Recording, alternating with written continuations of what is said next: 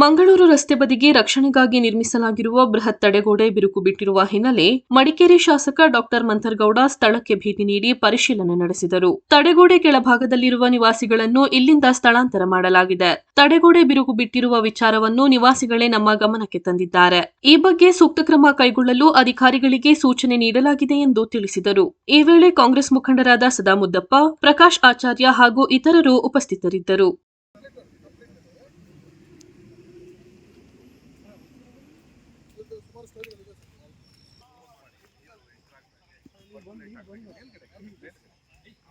Gravity on ಮಾಡಿದ್ದು routing ಮಾಡಕ್ಕೆ ಹೇಳಿದ್ದಾರೆ ಸರ್. ಪ್ರೆಷರ್ ರೂಟಿಂಗ್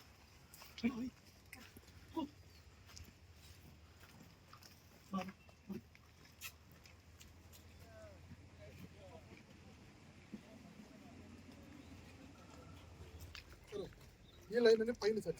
ಇದರಲ್ಲಿ 65 ಫೈಲ್ ಹಾಕ್ತಾರೆ. ಫೈಲ್ ಅಂದ್ರೆ ಫೈಲ್ ಫೌಂಡೇಶನ್.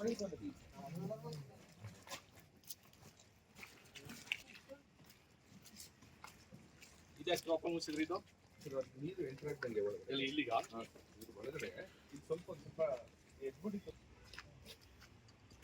ದೊಡ್ಡ ಪ್ರತಿಯೊಂದು ವಾಲಲ್ಲೂ ಸ್ಲ್ಯಾಬ್ ಕೊಟ್ಟಿದ್ದಾರೆ.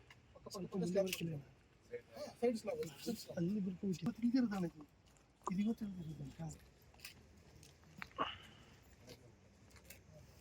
ಇದಂತ ಕರೆಕ್ಟ್ ಇದೆ. ಈ ತರ ಈ ರೋಡಲ್ಲಿ ಇದಾಗಿದೆ. ಕೆಲವು ಕಡೆ ಸಿಂಕ್ ಆಗಿದೆ. ಇದು ಅವ್ರಿಗೆ ಹೋಗ್ಲಿಕ್ಕೋಸ್ಕರ ರೋಡ್ ಮಾಡಿದ್ರು ಅವಾಗ. ಅದು ನೋಡಿ ಇದನ್ನ ಇದಕ್ಕೆ ಬೀಳೋದಿಲ್ಲ. ಬೀಳಕ್ಕೆ ಇಲ್ಲ ಸರ್. ಆಗಬೇಕೆ ಹೊರತು ಸೆಟಲ್ಮೆಂಟ್ ಆಗುತ್ತೆ ಅಂತ ಫೈಲ್ ಇರೋದ್ರಿಂದ ಏನೋ ಆಗಿರೋದು ಸರ್. ಲಾಸ್ಟ್ ಟೈಮ್ ಸರ್ ಅಲ್ಲಿ ಮೇಲೆ ನೀರು ಬರ್ತಾ ಇತ್ತಲ್ಲ, ಅಲ್ಲಿ ಸಿಂಗಾಪುರದಲ್ಲಿ ಆಗ್ತಾ ಇತ್ತು. ಎಲ್ಲಿಂದ ನೀರು ನೋಡ್ತೀವಿ ಅಲ್ಲಿ ಕಾಣಲ್ಲ ನೀರು ಸರ್. ಅವಾಗ ನಾವು 18ನಲ್ಲಿ ಸ್ಯಾಂಡ್ ಬ್ಯಾಗ್ ಹಾಕಿದಾಗ ಇಲ್ಲೊಂದು ದೊಡ್ಡ ಕಲ್ಲಿತ್ತು ಸರ್. ಆ ಕಲ್ಲನ್ನ ಡಿಸ್ಟರ್ಬ್ ಮಾಡಿದ್ರೆ ರೋಡ್ ಹೋಗುತ್ತೆ ಅಂತೇಳಿ ಅದ್ರ ಅಡಿಯಿಂದ ನೀರು ಬರ್ತಾ ಇತ್ತು ಅವಾಗ. ಏನ್ ಮಾಡೋದೀಗ?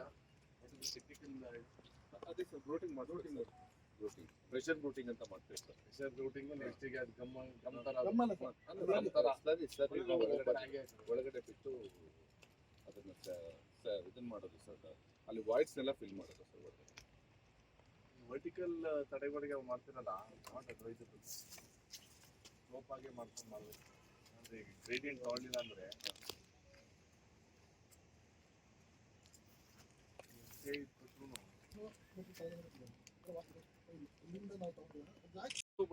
ಅಪ್ ಟು ನವೆಂಬರ್ ಡಿಸೆಂಬರ್ ಗಂಟ ಮಳೆ ಹೋಯ್ತು. ಈ ಸಲಿನೇ ಮೇ ಅಲ್ಲಿ ದೊಡ್ಡ ಮಳೆ ಬಂತು ಅಂದ್ರೆ ಅಲ್ಲಲ್ಲ ಅಂದ್ರೆ concentration of rain has happened. ಹೌದೌದು. ಈಗಲೂ ನೋಡಿ ಲಾಸ್ಟ್ ವೀಕ್ 8 ಇಂಚು 4 ಇಂಚು 5 ಇಂಚು ನಿರಂತರವಾಗಿ ಬಂತಲ್ಲ. ಟೌನಿಗೆ ಜಾಸ್ತಿ. ಅದೇ ಅದೇ ಟೌನ್ ಆಮೇಲೆ ಹೈಯೆಸ್ಟ್ ಹೈಟ್ ಅಲ್ವಾ? ಹೈಯೆಸ್ಟ್ ಅಲ್ವಾ ಇಲ್ಲಿ? ಅವಾಗಿಂದ ಇಲ್ಲಿ ಗಂಟ ಬಂದಿದೆ ಅಲ್ಲ. ಏನಾದ್ರು ಒಂದು ಈಗ ಒಂದ್ ನಿಮಿಷ ರೀ, ಅವ್ರ ಎಕ್ಸ್ಪರ್ಟ್ಸ್ ಇಸ್ಟೂಸ್ ಕರೀರಿ ಪಾಪ. ನೋಡಿ ನಮ್ಮ ಟೆಕ್ನಿಕಲ್ ಫಾಲ್ಟೋ ದಟ್ ಇಸ್ ಆಮೇಲೆ ನೆಕ್ಸ್ಟ್ ಇನ್ನೊಂದು ಅರ್ಜಿ ಸಮಿತಿಗೆ ಹಾಕಕ್ಕೆ ಅವಕಾಶ ಕೊಡ್ಬೇಡಿ ನನಗೆ. ಸಾಕು. ಒಂದಾಗಿದೆ, ಒಂದೇನೋ ಸಾಲ್ವ್ ಮಾಡ್ತೀನಿ ಅಂತ ಪಾಪ ಮಾಡ್ಕೊಂಡವ್ರೆ. ನಾವು ಇನ್ನೊಂದ್ಸರಿ ನಮ್ಮನ್ನ ಮೈ ಮೇಲೆ ಹಾಕೊಳಕ್ ಹೋಗ್ಬಿಡಿ. What is the basic technology, ಆಮೇಲೆ ಟ್ರೈಡ್ ಅಂಡ್ ಟೆಸ್ಟೆಡ್ ಮೆಥಡ್ ಮಾಡ್ಕೊಂಡ್ಬಿಡಿ. ನಾನು ಅದಕ್ಕೆ ನಾನೀಗ ರೋಡು ಬೇಕೇ ಬೇಕಂತ ನೋಡಿ ಫಸ್ಟು. ಅವ್ರು ಶಿಫ್ಟ್ ಆದ್ರೆ ಅವಶ್ಯಕತೆ ಇಲ್ಲ. ಅವ್ರಿಗೆ ಅವ್ರು ಲಾಸ್ಟ್ ಟೈಮ್ 2019 ಅಲ್ಲಿ ನಿನ್ನೆ ಮಾತಾಡ್ತಲ್ಲ ಅಮ್ಮ, ನಾವು ಮೇಲ್ಗಡೆ ಸ್ಯಾಂಡ್ ಬ್ಯಾಗ್ ಹಾಕ್ತಿದ್ವು. ಆ ಅಮ್ಮನ ಅಲ್ಲಿಂದ ನಾವು ಡೈವರ್ಟ್ ಮಾಡಿ ಈ ಕಡೆ ಹೋಗುತ್ತಿಲ್ಲ. ಅಮ್ಮ ಒಟ್ಟು ಇಮಿಡಿಯೇಟ್ ಕೊಲಾಪ್ಸ್ ಆಯ್ತು sand bag. 1.5 lakh chief engineer ಇಲ್ಲಿತ್ತು. 1.5 ಲಕ್ಷ ಸ್ಯಾಂಡ್ ಬ್ಯಾಗ್ ಕೆಳಗಡೆ ಪಡ ಈ ಅಮ್ಮ ಬೇರೆ ಹೋಗಿದ್ದೆ. ನಮಗೆ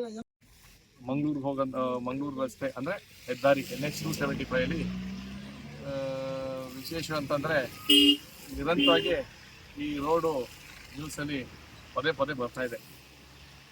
ನಮ್ಮ DC ತಡೆಗೋಡೆನೂ ಇದೇ ಲೈನಲ್ಲಿ ಬರ್ತಾ ಇರೋದು. ಮಾತ್ರ ನಮ್ಮ ದೃಷ್ಟಿಗೆ ಹೆಡ್ಲೈನ್ಸ್ ಅದು ಮಾಡ್ತಾ ಇಲ್ಲ. ಇವತ್ತು ಹೆಡ್ಲೈನ್ಸ್ ಮಾಡ್ತಾ ಇರೋದು ಅದರಿಂದ ಕೆಳಗಡೆ. ನನ್ನ ಅನಿಸಿಕೆ ಅಟ್ಲೀಸ್ಟ್ ಅರೌಂಡ್ 2 ಕಿಲೋಮೀಟರ್ಸ್ ಡೌನಲ್ಲಿ ನಗರಕ್ಕೆ ಸೇರಿದಂಥ ಒಂದು ತಡೆಗೋಡೆ 2020-21ನೇ ಇಸ್ವಿಲಿ ಪ್ರಾರಂಭ ಮಾಡಿ 3 ಕೋಟಿ ವೆಚ್ಚದಲ್ಲಿ ಒಂದು ಬೇರೆ ಡಿಸೈನಲ್ಲಿ ತಡೆಗೋಡೆ ಕಟ್ಟಂಥ ಸಂದರ್ಭದಲ್ಲಿ NH ಮುಖಾಂತರ ಅಂದರೆ national highway, state national highway ಅಡಿಯಲ್ಲಿ ಅವತ್ತಿನ ಸಂದರ್ಭದಲ್ಲಿ 3 ಕೋಟಿ ವೆಚ್ಚಕ್ಕೆ ಈ ಭಾಗಕ್ಕೆ ಹೇಳ್ದಂಗೆ ಒಂದು ಸ್ಟೀಪ್ ಸ್ಲೋಪ್ ಇತ್ತು. ಅದರ ಜೊತೆಲಿ 5 ನಿವಾಸಿಗಳು ಅಲ್ಲಿ 5 ಫ್ಯಾಮಿಲಿದವರು ಅಲ್ಲಿ ನಿರಂತರವಾಗಿ ಅವತ್ತಿನ ಸಂದರ್ಭದಲ್ಲೂ ಸ್ಲೈಡ್ ಆಗೋಂಥ ಸಂದರ್ಭದಲ್ಲಿ ಅವ್ರನ್ನ ಶಿಫ್ಟಿಂಗ್ ಮಾಡಲಿಕ್ಕೆ ಫ್ಲಡ್ ಅಪ್ಲಿಕೆನ್ಸಲ್ಲೂ ಪಟ್ಟಿತ್ತು. ಮಾತ್ರ ಇನ್ನೂ ಅವರಿಗೆ ಅಲ್ಲಿ ಜಾಗ ಹ್ಯಾಂಡ್ ಓವರ್ ಮಾಡಲಿಕ್ಕೆ ಈ ಫೆಬ್ರವರಿಲಿ ಪಟ್ಟಿ ಬಂದಿತ್ತು. ಮಾತ್ರ ಹ್ಯಾಂಡ್ ಓವರ್ ಮಾಡಲಿಕ್ಕೆ ಆ ಪಟ್ಟಿನ ಕಾನೂನು ರೀತಿಯಲ್ಲಿ ತಡೆ ಇರೋದ್ರಿಂದ ಅವ್ರಿಗೆ ಶಿಫ್ಟಿಂಗ್ ಮಾಡಲಿಕ್ಕೆ ತಾತ್ಕಾಲಿಕವಾಗಿ ನಾವು ಆ 5 ಕುಟುಂಬಸ್ಥರನ್ನ ನಾವು ನಮ್ಮ red cross, Indian red cross, ನಮ್ಮ ಮುನ್ಸಿಪಾಲಿಟಿ ಹಾಗೂ ನಮ್ಮ ರೆವಿನ್ಯೂ ಡಿಪಾರ್ಟ್ಮೆಂಟ್ ವತಿಯಿಂದ ಅವ್ರಿಗೆ ಶಿಫ್ಟಿಂಗ್ ಮಾಡಿಕೊಟ್ಟಿದ್ರಿ. ಟೈಮ್ಲಿಯಾಗಿ ಅವ್ರು ನೋಡಿ ಆ ಸಮಸ್ಯೆನ ಅವರೇ ಪಾಪ ಸ್ಥಳೀಯರನ್ನೇ ಆ ಸಮಸ್ಯೆನ ನಾವು ನೋಡಿಕೊಂಡು ಆ ತಡೆಗೋಡೆ ಬಿಟ್ಟಿರೋ ಸಂದರ್ಭದಲ್ಲಿ ಅವ್ರಿಗೆ ಆತಂಕ ಪಡ್ಕೊಂಡು ಅಧಿಕಾರಿಗಳ ಹತ್ರ ಕಂಪ್ಲೇಂಟ್ ಮಾಡಿ ಅವರೇ ಬಂದು ಪಾಪ ಶಿಫ್ಟ್ ಮಾಡಿ ನಾವು ಇರೋಕ್ಕಾಗಲ್ಲ, ಸಂಪರ್ಕ ಕಟ್ ಮಾಡಿದ್ರೆ ಕಷ್ಟ ಆಗುತ್ತೆ ಅಂತ ಹೇಳಿದ್ರು.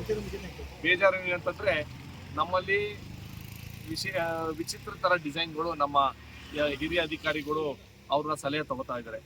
ಮತ್ತು ಇತ್ತೀಚೆಗೆ ನನ್ನ ಕಂಡು ಬಂದಿರೋಂಥ ಡಿ ಸಿ ಕಚೇರಿಯ ತಡೆಗೋಡೆಗೂ ಅರ್ಜಿ ಸಮಿತಿಲಿ ಒಂದು ದೊಡ್ಡ ಮಟ್ಟದ ಚರ್ಚೆಯಾಗಿ ಆ ಡಿಸೈನ್ನ ಬದಲಾವಣೆ ಆಯಿತು.